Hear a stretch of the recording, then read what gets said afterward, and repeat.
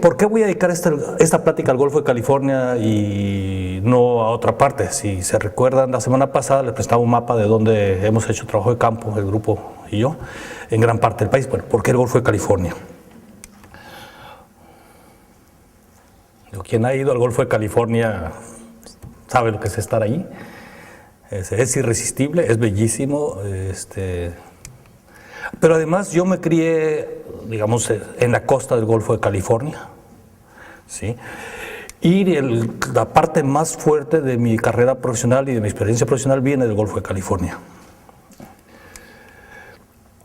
Ahora, porque eso por sí solo no justifica por qué le esté hablando del Golfo de California, por un lugar que me gusta mucho y donde me he pasado de vago tanto tiempo. Bueno, está todo dar para una pachanga, pero aquí también es principalmente porque tiene una alta importancia biológica, ¿sí?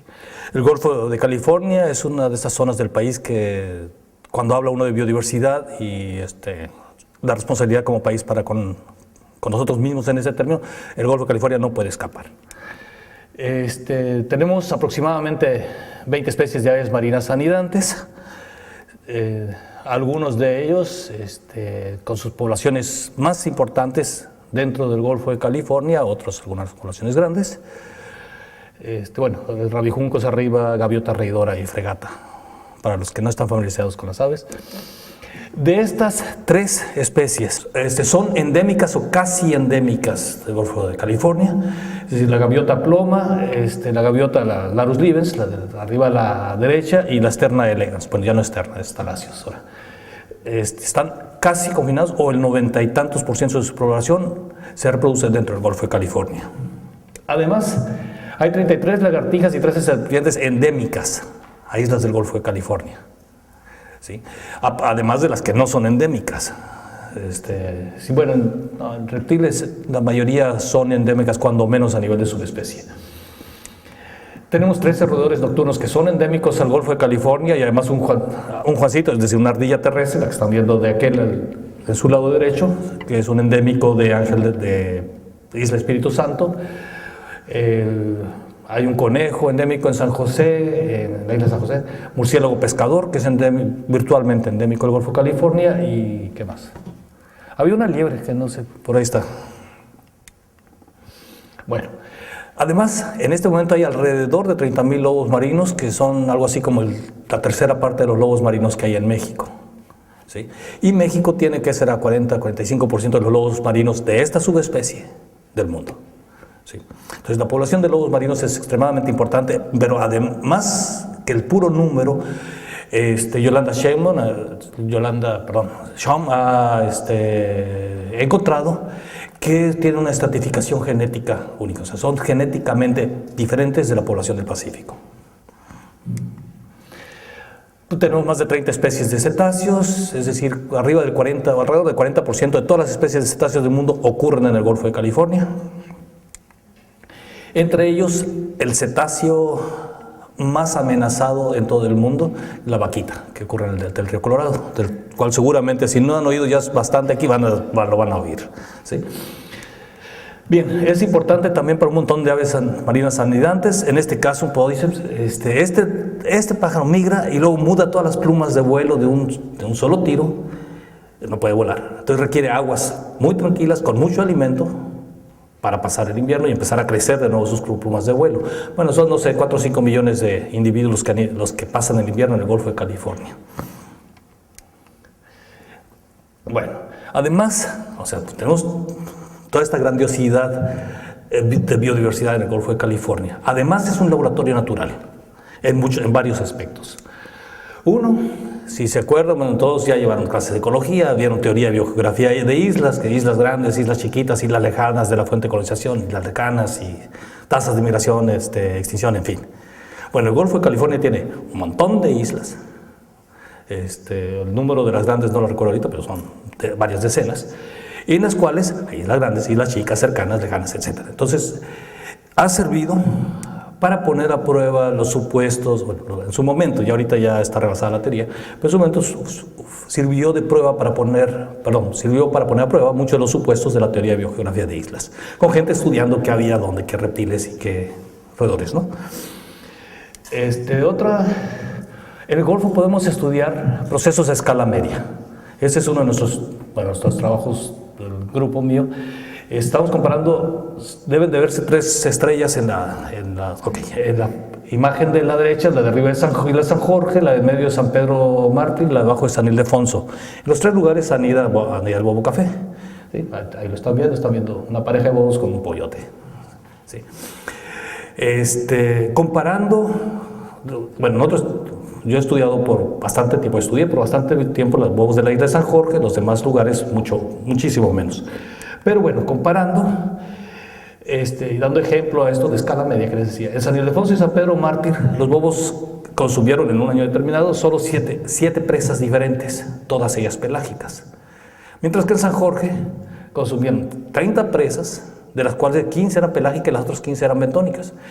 La profundidad del fondo del mar es tan somera que cuando menos en las mareas bajas, si no es que en mareas bajas y medias, los bobos llegan hasta el fondo y pueden comer recursos del fondo cuando no hay peces pelágicos. Y eso fue lo que encontramos. Esto explica por qué en San Jorge anidan durante un periodo muchísimo más largo, no todo el año, pero se acerca. Islas de San Pedro, Mártir, San Ildefonso y otras islas del Golfo, como Farallón de San Ignacio, San Pedro, perdón, era Mártir, Nolasco. La anidación está restringida de enero a abril, que es cuando hay pelágicos. ¿Sí? Este es el tipo de cosas de escala media que se pueden estudiar en el Golfo. Además, trabajando con bobos patas azules, Alfredo Castillo, un estudiante de doctorado, comparando el Farallón de San Ignacio, que es la estrella superior que ven en la imagen, con la isla del Rancho, en la costa de Sinaloa, que es la otra estrella que está en la costa, encontró un montón de cosas de cómo se ajustan los bobos, esos bobos que son reflejo de las aves marinas como grupo, a las diferencias en el medio. ¿Sí? Simplemente la profundidad de buceo, el Farallón de San Ignacio bucea mucho más profundo que en el Rancho, que es más costero y hay mucho más peces. Es un simple ajuste en la historia, en el ejercicio de la historia de vida. También, estuve estudiando cómo varía el éxito reproductivo en función de la temperatura media del mar alrededor de las islas, y encontró diferencias importantes entre las 2 condiciones. También encontró diferencias entre años. ¿Sí? Entonces, bueno, ese es otra vez, procesos de escala media que puedo estudiar. Más procesos de escala media. Quien haya ido a la isla de San Jorge en los últimos 25 años, durante la temporada de anidación de las gaviotas, de gaviota pluma, no encuentra gaviotas anidando, cuando menos en los últimos 25 años, salvo un caso que voy a mencionar ahorita. Sin embargo, en 1927, 23 y 27 había un montón de gaviotas plumas anidando ahí, junto con gallitos elegantes. Esa es una foto de Lloyd Finley de 1972 o 73. Tuvo la cortesía Lloyd de mandármela, y evidentemente había gaviotas a punto de anidar. No están anidando, pero es el comportamiento de marcación de territorio que indica que está a punto de comenzar la anidación. ¿Qué pasó? En algún momento especulamos nosotros, con la ayuda de Vicente Ferreira, de que simplemente un aumento en la temperatura del mar ligero en el siglo XX hubiera causado un aumento en la profundidad de que estaban nadando los pelógicos menores, y especies como gaviotas que forrajean por la superficie de repente se quedaron sin comida en San Jorge, por lo tanto dejan de anidar. ¿Sí? ¿Qué más vemos en escala media? Bueno, eventos del Niño, es la imagen que les muestro allá, el descenso muy marcado que es en la población de bobos anidando, estuvo asociado con un niño. ¿Sí? Y eso pasa en los diferentes niños. Curiosamente, y no voy a entrar al resto de la gráfica, poco después, cuando se recuperaron las condiciones, encontramos dos parejas de gaviota ploma tratando de anidar, que no se quedaron ahí. Es posible que durante el evento del Niño salieron de sus colonias en Isla Raza o de otras de los islotes. Por falta de alimento, algunos llegaron a San Jorge, cuando se recuperaron las condiciones se quedaron ahí. Sucede comúnmente en aves marinas, pero aparentemente las condiciones no fueron buenas como para que empezaran un núcleo de colonia. ¿Sí?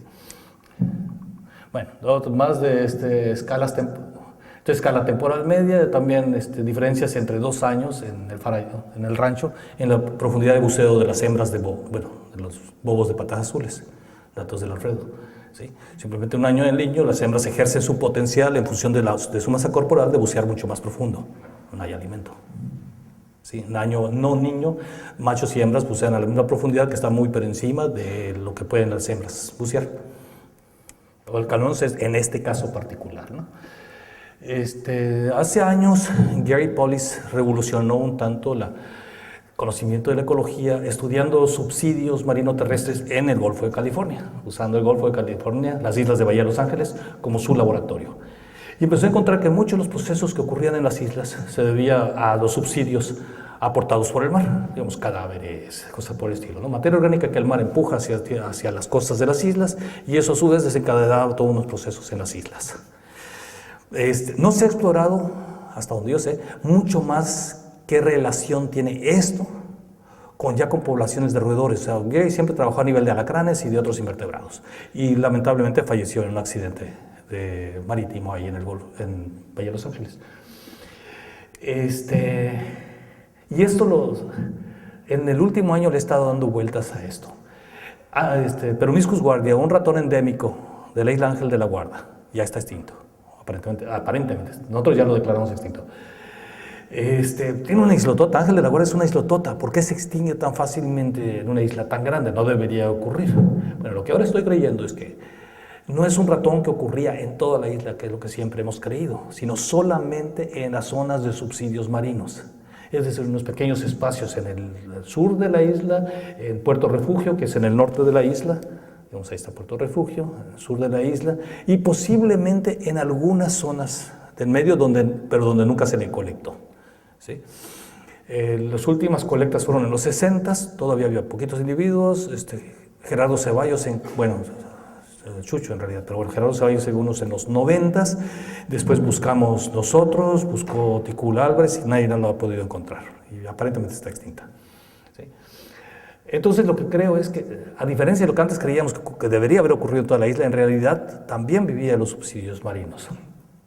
Y entonces que nomás estaba restringido, y más que la isla, entonces funcionar como una isla dentro de la teoría de biogeografías de islas, funcionaba como tal para colonización, pero dentro de la isla, para procesos de extinción, más bien funcionaba bajo un esquema de metapoblaciones. Desde luego no lo podemos saber, puesto que está extinto, ¿no? Ahora, y esto lo podemos contrastar con otro ratón muy parecido, ¿sí? Interparietalis, Peromyscus interparietalis, que ocurre en este pequeño islotito, en el archipiélago de San Lorenzo, ¿sí? San Lorenzo, Salsipuedes, etc. Que está perfectamente bien, no está extinto a pesar de ser una mini islita. ¿Sí?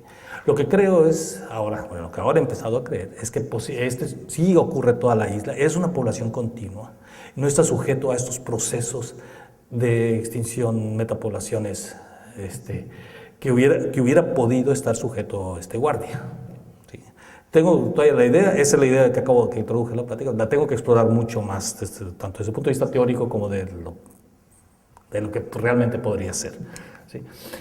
Si mi hipótesis esa fuera correcta, la de guardia como metapoblaciones, habría que pensar que en eventos del Niño, ese es el patrón de precipitación en Bahía de Los Ángeles, si los eventos estos del Niño años con muchísima precipitación que de repente causan un florecimiento de herbáceas en la isla, hubieran servido para establecer corredores entre los diferentes puntos de la isla que hubieran permitido la recolección de puntos o el intercambio genético de Peromyscus guardia.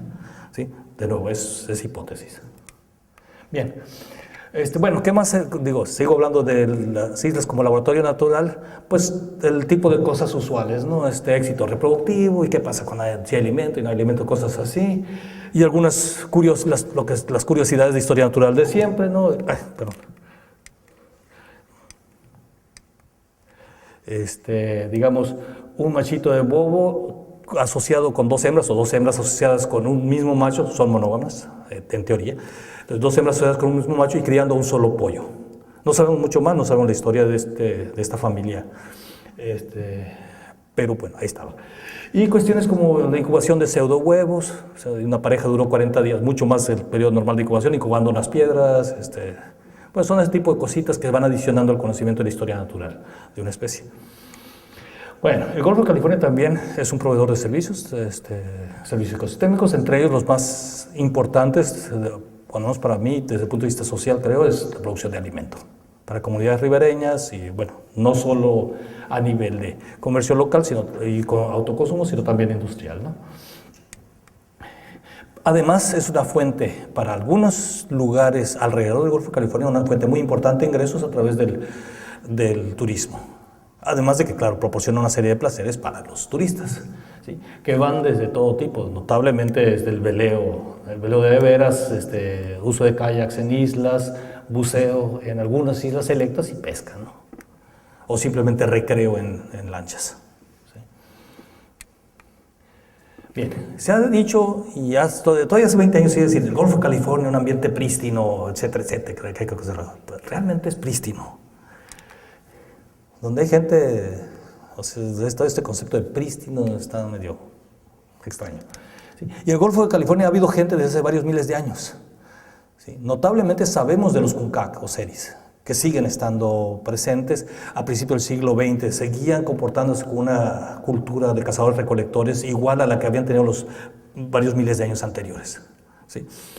No solo eso, los pericúes, cuando llegaron los españoles a La Paz y antes de que acabaran con ello, a través tanto de enfermedades como de ataque directo, vivían en parte de la pesca, como muestra este dibujo que hicieron.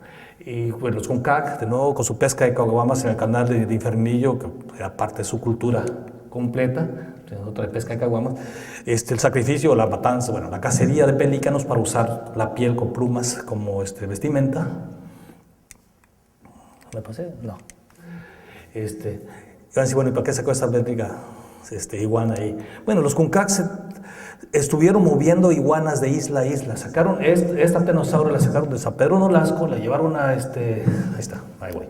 San Pedro Nolasco a San Esteban, de ahí la sacaron a Dátil, le metieron otro islotito que no me acuerdo el nombre, en el norte de Tiburón. Sauromalus, otra especie de lagartija grandota, la movieron del Salsipue de San Lorenzo también hacia Tiburón y la movieron a Turner, isla Turner. ¿Para qué? Simplemente para tener comida en las islas cuando llegaban. ¿Sí? Entonces deliberadamente anduvieron moviendo especies de lugar a lugar para que los colonizaran. Claro, desde hace mucho tiempo, ya en época moderna, bueno, tenemos todo este desarrollo de pesquerías costeras, en lagunas costeras que tienen un impacto sobre la estructura de la columna y, bueno, más recientemente, ¿no?, con los chinchorros, o sea, las redes, ¿no? Y si recuerdan el caso, patético, el caso de la totuaba, ¿no?, que es virtual, se extinguió comercialmente y sus números poblacionales bajaron muchísimo debido a su cacería, a su pesca. Digo, y cacería porque en un principio se hacía con dinamita. ¿Sí? En un principio, y claro, porque no había medio de transportar carne ni nada, solo para sacar la vejiga natatoria que se secaba y se mandaba a San Francisco para que los chinos de San Francisco pudieran comer una sopa similar a la que comían en China. Sí.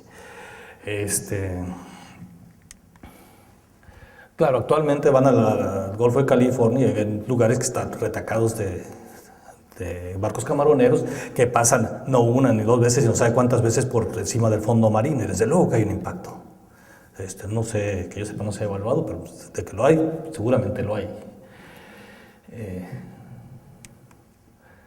Y hay otros riesgos de impacto. Teniendo esas poblaciones tan abundantes de algunas aves y de mamíferos marinos en el Golfo, claro, y comen lo mismo que lo que busca la gente, comen pescado. Están en las zonas de productividad marina, tanto pescadores como los homeotermos, ¿no?, las aves y los mamíferos. Por lo tanto, hay impactos. ¿Sí? Y los impactos de las artes de pesca sobre los lobos marinos, por ejemplo, déjenme ver mis números aquí.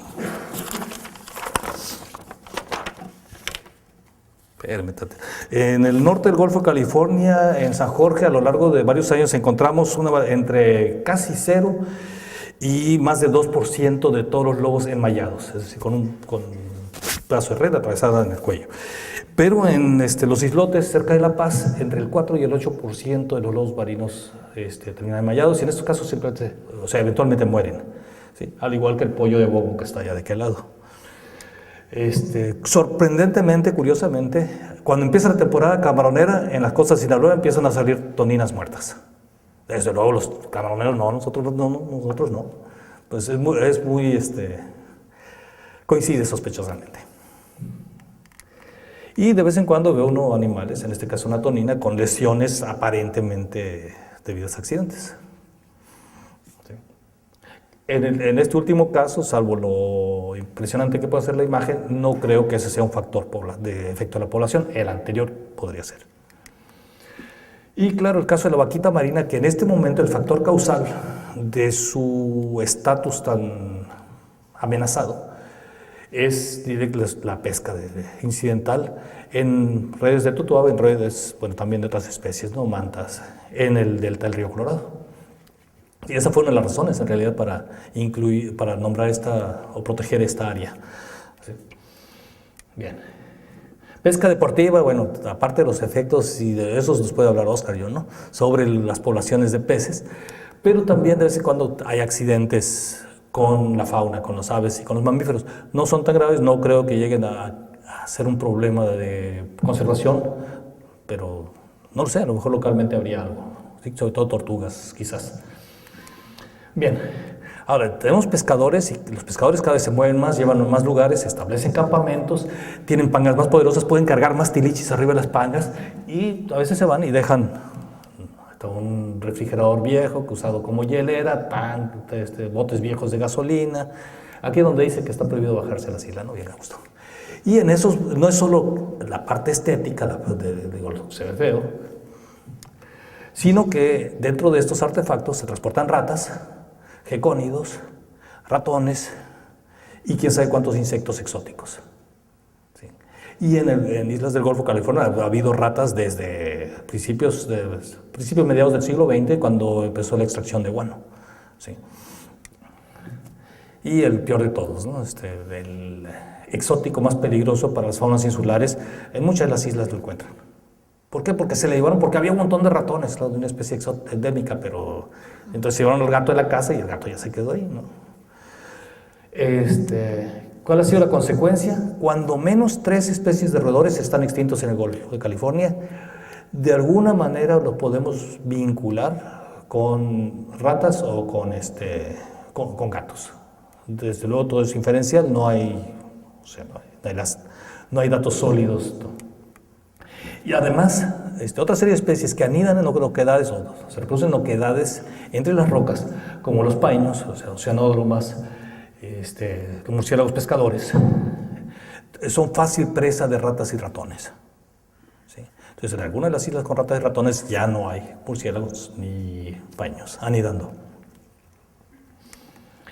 También la sola presencia del humano, llámese turista, llámese pescador, o sea, en islas donde anidan pelícanos o patos buzos, cormoranes, ¿sí? Pueden causar disturbios muy grandes, simplemente porque los pelícanos y los patos buzos se levantan muy rápido del nido y en ese momento aprovechan las gaviotas para robarse los huevos o los pollos. ¿Sí? Como está robándose huevos ahí, robándose un pollo allá. ¿Sí? Y en colonias de otras especies, como bobos patas azules, en que los juveniles o los pollos salen despavoridos huyendo de su nido, son atacados por los vecinos generalmente de manera fatal. Esa es la sola presencia de humanos ahí. Y eso empezó no recientemente. ¿Sí? Bueno, ya en acciones mucho más concretas, más directas, el humano, después de la Segunda Guerra Mundial, se puso muy de moda económica sacar guano, sobre todo en Sudamérica y en otros países. ¿Sí? Entonces, en México, ¿por qué no? Entonces empezamos a construir toda esta serie de estructuras en las islas, en San Pedro Mártir o estas en Raza, para acumular el guano de las aves y poder vender el guano y ayudar a la economía nacional. La empresa del Estado se llama Guanos y Fertilizantes de México.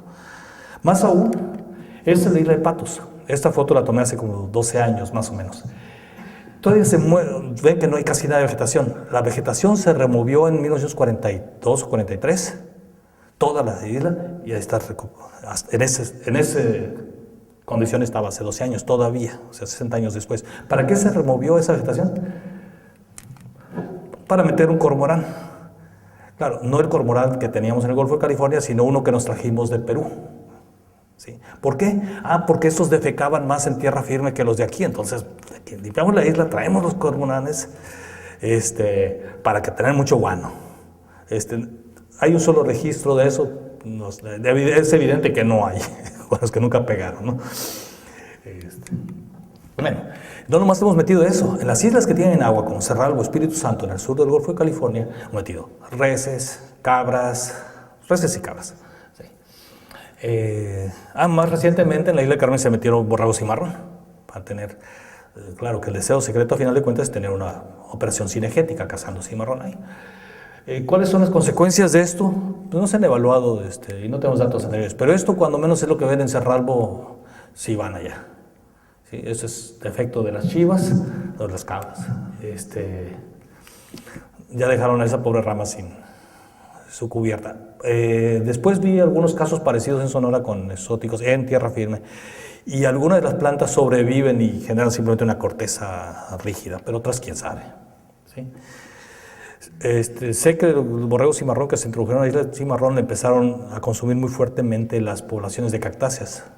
Digo, no las poblaciones, sino las cactáceas, y que parecía que había ya descenso de algunas poblaciones. ¿Sí? Bien, además hemos cazado, colectado de todo en las islas. Reptiles, va a decir, pues ¿qué no vas a hablar de colecta? Pues sí, ahí van los precios. La subespecie endémica de víbora cascabel de Ángel de la Guarda, esos son precios de principios de los 90, ¿sí? De hace 10 años. $975 la pareja. ¿Sí? La de la Isla del Muerto, 375 la de pareja. Acá estamos, Saromalus hispidus, un lagartijo, un cachorro, un panzón, ¿quién fregados quiere eso? Bueno, ahí está el precio, $375 cada uno. Y intensamente se estaban sacando reptiles de las islas, no solo de las del Golfo, también de acá enfrente, de las del Pacífico, pero estamos ahorita con el Golfo. ¿Sí? ¿Cuál consecuencia tuvo esto para poblaciones? ¿Quién sabe? Nadie sabe. ¿Sí? Hueveo, es decir, la colecta de huevo para consumo humano, en años pasados en raza era extraordinariamente intensa, desde los 20 hasta 1960 y tantos. Se sacaban casi todos los huevos, o sea, no sé, el 80% de los huevos que se ponían y casi inmediatamente se recolectaban por gente que estaba en veleros y a remo de Santa Rosalía. ¿Para qué? El pan de Santa Rosalía. Los que han estado por ahí saben que una de las famas de Santa Rosalía es el pan. Bueno, era pan hecho con huevo de gaviota. ¿Sí? Y todavía, en ocasiones, bueno, pues 3 huevos grandotes son huevos de gaviota, no huevotes así. Los pescadores en ocasiones lo comen. Esa es la isla de Esterna Máxima en el rancho Sinaloa. Durante la Semana Santa de, no sé, hace 6, 7 años, de puro fin de Semana Santa, se acabaron todos los huevos de la colonia. Llegaron gente de tierra firme y se los llevaron. No pasa todos los años, pero ocasionalmente hay un consumo de huevos. ¿Es de preocupación para las poblaciones? Posiblemente no, pero no lo sé. Sí, yo he estado explorando en otras islas donde he estado en campos pesqueros y reviso la basura y generalmente veo cascarones de gallina. O sea, aparentemente ya no consumen de manera rutinaria los huevos de gaviota. Saben bastante a pescado, entonces esa es una posible razón. Sí. ¿Qué hubo? Compró. Bueno, también los investigadores, en ocasiones hacemos daño en las islas. A veces sin querer, simplemente uno mete disurio, pasa cerca de, que voy quedando, me acuerdo, de pelícanos anidando y los levanta uno y ahí llegan las gaviotas invariablemente a comerse los huevos o los pollos.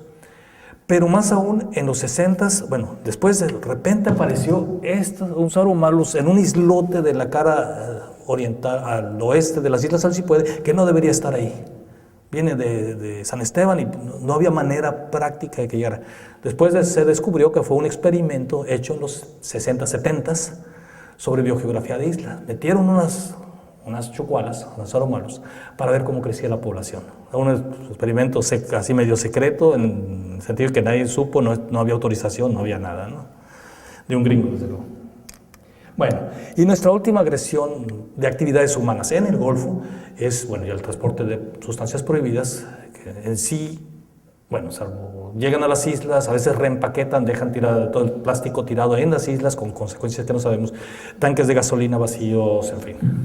¿Sí? Bueno, Ok, externamente tenemos otra serie de impactos. Esto es Laguna Cuyutlán, esto no está en el Golfo de California, pero me sirve para ilustrar. Estos son conteos de patos hechos desde el aire por el US Fish and Wildlife Service, y de repente ven aquí un bajón, antes había más, aquí hay un bajón y riájale, y no se ha recuperado. ¿Qué pasó ahí? El desarrollo del distrito agrícola de Tecomán, en Colima, que llevó al represado, o sea, construir presas en la parte alta del río Armería. Nuestra hipótesis, y está publicada, no nos han rebatido, es que el descenso de patos se debe a eso, a la falta de agua dulce. ¿A qué quiero llegar con eso? Bueno, vean la cantidad de ríos que tenemos en el Golfo de California. Estos de arriba, el de Asunción y acá el Sonoita, esos eran temporales, pero todos los demás eran ríos perennes acá abajo. Ahora, vean el número de presas que tenemos en esos mismos ríos. Desde luego que hay un impacto. ¿Cuál es? No sé. Pero digo, no puede uno esperar que no lo haya, ¿no? Simplemente la presa Hoover en el río Colorado, entre Nevada y Arizona, que afectó notablemente al delta del río Colorado. ¿Sí? Simplemente le quitó todo el agua en la mayor parte de los años. Hay quienes opinan que esa fue la primera causa de disminución de las poblaciones de la vaquita, que es una marsopa que algunos dicen que requiere agua salobre para su reproducción. Hay otra gente que no está de acuerdo y dice que no tuvo que ver nada. Es muy difícil de evaluar, no hay datos suficientes anteriores de ninguna condición, además de que el delta del río Colorado empezó a afectarse mucho antes, 100 años antes, cuando se removieron todos los castores, se cazaron todos los castores de los afluentes del río, con lo cual se aumentó la sedimentación y bueno, las primeras condiciones que sabemos del Golfo, bueno, físicas, oceanográficas del delta del río Colorado, ya están bajo la afectación causada por la restricción de castores. Entonces no tengo nada para comparar. ¿Sí? Bien, otros factores externos, los tapos para producir camarón en la parte sur continental del Golfo de California, desde el sur de de Sinaloa, Nayarit, y más recientemente estas modificaciones a los sistemas costeros, ¿sí? Que tampoco se han evaluado hasta donde yo sé desde el punto de vista de fauna. Otras agresiones, pues el aporte de pesticidas, toda la franja costera del Golfo de California continental, oriental, son zonas agrícolas importantes de Sonora, centro, sur, bueno, desde Cabor, Valle Mexicali, Caborca, sur de Sonora, Sinaloa, Nayarit, con un uso muy intensivo de pesticidas, ¿sí? Que incluían el DDT en los 60s, causando la casi extirpación de la zona del halcón peregrino, la disminución gruesísima de las poblaciones de pollo, simplemente por fracturas en el huevo, por problemas de calcificación del huevo. ¿Sí? Sí. No solo era lo que escurría en los campos de cultivo. Alguna vez un fumigador me platicó, acá en San Quintín, dice que algunos compañeros de ellos, cuando terminaban la fumigada, en lugar de regresarse a la pista, vaciar los tanques con el pesticida que quedaba, simplemente volaban sobre el mar y le abrían la compuerta. Es más fácil deshacerte del problema así. Yo no sé si esto ocurría en los campos costeros de Sonora o de Sinaloa, pero no lo dudo tampoco. ¿Sí? Pero aquí las noticias no son del todo malas. Hace unos años evaluamos el contenido de DDE en huevos de bobo café desde acá, desde San Jorge hasta Guerrero. ¿Sí? Y esta es una regresión de la latitud con concentración de DDE. No encontramos DDT activos, ya no se está usando, los niveles de DDE ya no son graves, y la reacción muestra claramente una relación de concentración, de tipo de agricultura, o sea, agricultura de algodón en Caborca con aportes inmensos de DDT, hasta las agriculturas de Guerrero, donde no se usaba. Salvo este pico, el 6, Puerto Vallarta. La campaña para erradicar mosquitos en Puerto Vallarta y convertirlo en polo turístico, aparentemente. ¿Sí? Igual, el grosor de cascarón de huevo en San Jorge, esto es 1920 algo, 25. Aquí en los 40 se empezaba a usar el DDT, empezaba a hacerse más delgados los huevos. En la plena época del DDT estaban bien delgaditos. El muestreo de nosotros ya muestra que los cascarones de los huevos ya están a grosor de pre-DDT. O sea que ya no hay aparentemente este efecto en esa colonia. De las demás colonias no tenemos ningún dato, ni en viejo, así que no. Sí tenemos nuevos, tenemos lo que hicimos nosotros, pero no podemos comparar contra nada anterior. Bueno, Hace unos años, hablando de efectos externos, hace unos años hubo una mortandad de delfines, aves, ballenas, lobos en el Golfo de California. Y fue una pachanga, sacaron muestras tardías todas. La conclusión oficial del evento de la Profepa fue que había sido cianuro derivado de un marcador del NK19, Natural Killer 19, que es un trazador fluorescente que usaban los que traficaban con droga para tirar cargamentos de droga al mar desde avionetas. Le echaban NK19 para que fuera fluorescente y los pangueros pudieran saber dónde estaba el cargamento. Juan Pablo Gallo y Omar Vidal hicieron un análisis y concluyeron que las cantidades requeridas de NK19 para causar esa mortalidad eran del orden de 40 toneladas, lo cual era totalmente irreal. Entonces, hasta la fecha, esa es la versión oficial y no sabemos la verdad. ¿Sí? Pero hay esto. No se ha vuelto a repetir hasta donde yo sé un evento de este tipo, pero bueno, los hay.